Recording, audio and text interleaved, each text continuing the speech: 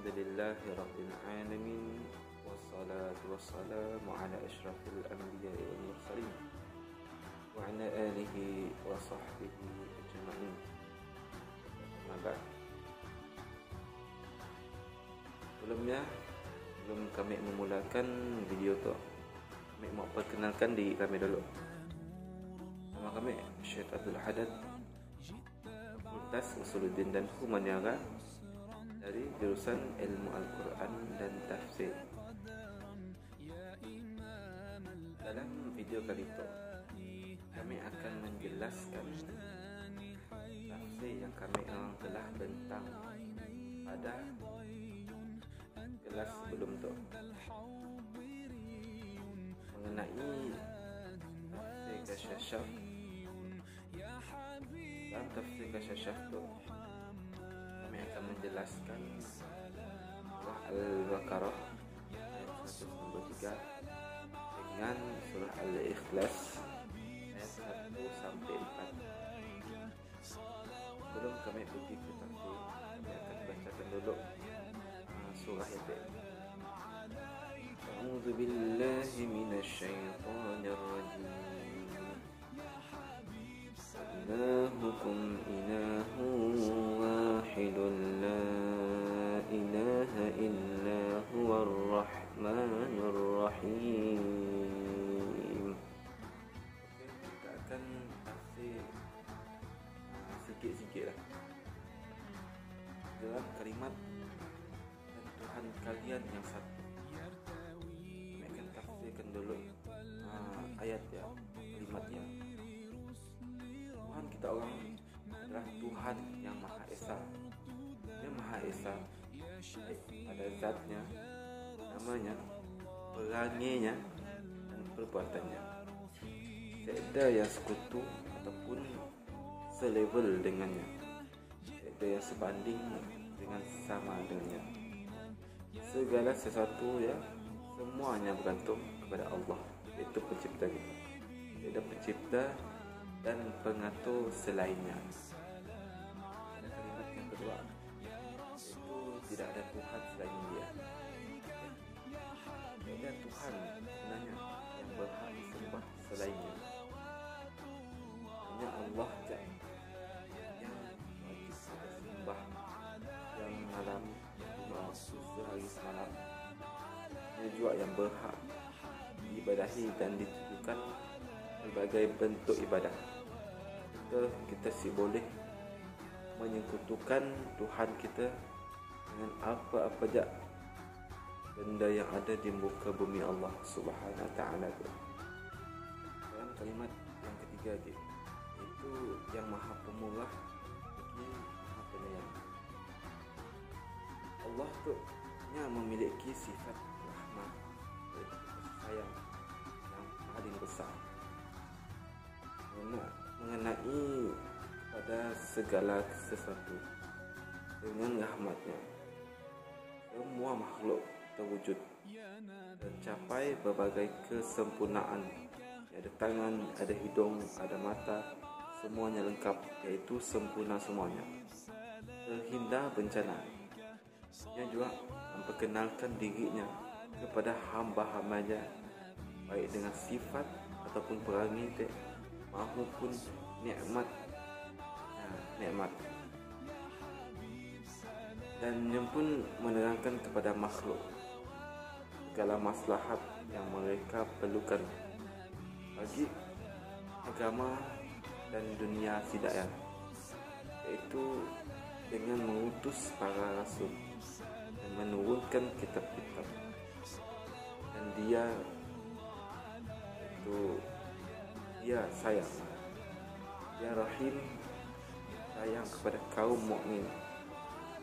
Apabila seorang hamba nya tahu bahawa nikmat yang didapatnya berasal dari Allah, dan bahawa seorang makhluk pada hakikatnya memberikan manfaat pada orang lain, tentunya akan mengetahui bahawa hanya Allah saja yang berhak disembah serta ditujukan pelbagai bentuk ibadah dan merupakan kezaliman yang paling besar adalah jika sampai beribadah kepada makhluk, iaitu lebih kurang menyekutukan Allah Subhanahu Wa Taala dengan menyembah makhluk, menyembah patung dan sebagainya.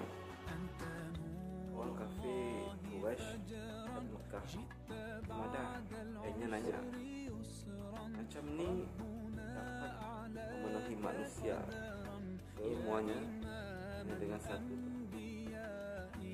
Lalu letak orang musyrik yang Madah, kiranya macam ya, hendaklah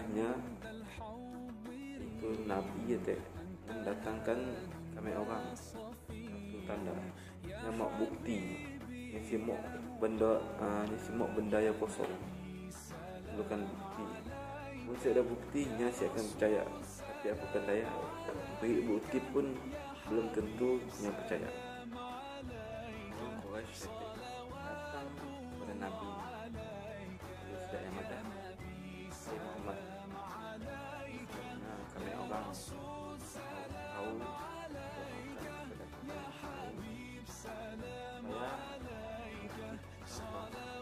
dimaksudkan oleh tidak Quraisy dapat itulah emas. Sebab ya kami orang kan beli kuda dan senjata dengannya. Kami orang dan kami orang akan beriman padamu, yaitu pada Allah, kita berperang bersamamu.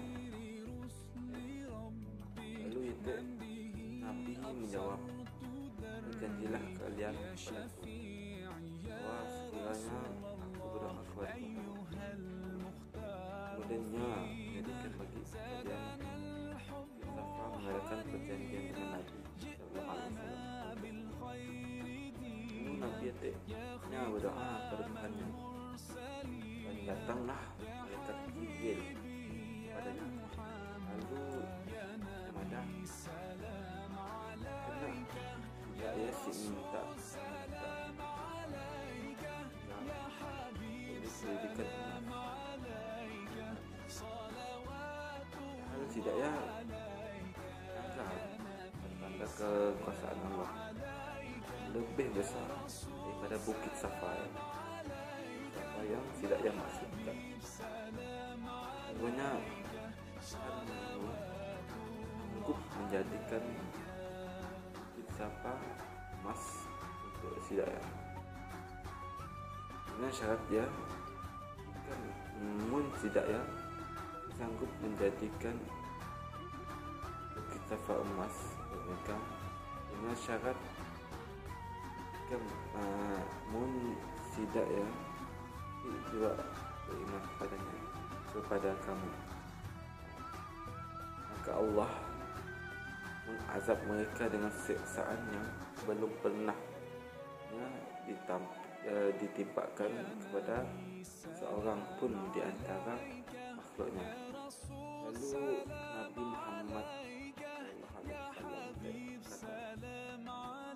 berdoa, wahai Tuhanku, tidak lebih baik biarkanlah dengan kaum yang akan tetap hidup tidak hari ke hari, minggu ke minggu, bulan ke bulan. Lalu Allah menurunkan dalil tentang keesaan melalui firman yang telah disebutkan. Seterusnya kami akan menuju ke surah Al-Ikhlas ayat 1 sampai 4. Kami baca dulu. Bismillahirrahmanirrahim. Wallahu ahad, Allahus samad, lam yalid wa lam yulad wa lam yakul lahu kufuwan ahad. Maksudnya, katakanlah dialah Allah yang Maha Esa. Allah adalah Tuhan yang bergantung kepadanya segala sesuatu, dan tiada beranak dan tidak pula diperanakkan, dan tidak ada seorang pun yang setara dengannya. Oke, kami langsung pada penjelasan tafsir surah Al-Ikhlas ayat 1 sampai 4 tu. Oke. Itulah cara pertama dan tugas pertama yang dipolah oleh Nabi kita, iaitu Nabi Muhammad sallallahu alaihi wasallam. Yang pun start juak nyinsin bajunya, lalu ngembak orang kepada tauhid, lalu beribadah juga dengan Allah yang Esa. Sebab ialah dalam surah tu Allah ngarahkan Nabi supaya dapat madah dengan sidak Allah itu lah yang Maha Esa. Pada dengan sidak ya, Nabi Muhammad adalah utusan Allah Subhanahu Wa Taala. Berita tu benar disebabkan oleh kejujuran dan yang pun si pandai nak bulat dengan bukti yang jelas. Nyatulah Allah yang Esa. Zat Allah sikit je, si banyak. Sifatnya sikit juga. Dan selainnya tidak ngempun sifat yang sama dengan sifatnya. Sikit perbuatan dan selainnya si memilih perbuatan seperti perbuatannya pun. Mungkin maksud kata ganti dia awal ayat ya. Ia adalah penegasan di awal ayat tentang beratnya nak dipadah. Berikutnya dan penjelasan tentang sikit nak bahaya. Boleh maulah tahu urus mencari dan si mau nangga kepadanya. Sebab kata ganti nya disebut memaksa kau untuk nangga daripada kau seterusnya pula. Lepas tu ada tafsir dan penjelasannya, jiwa pun mula rasa tenang. Kali kau nanya, baguskah nak dipadahnya? Allah yang Maha Esa sebagai pengganti dari kata Allah itu Esa. Jawabnya bahawa nak dipadahnya kedak tu adalah untuk menguatkan bahawa Allah yang Esa dan tiada berbilang zat dengannya. Wallahu a'lam bissawab. Wassalamualaikum warahmatullahi wabarakatuh.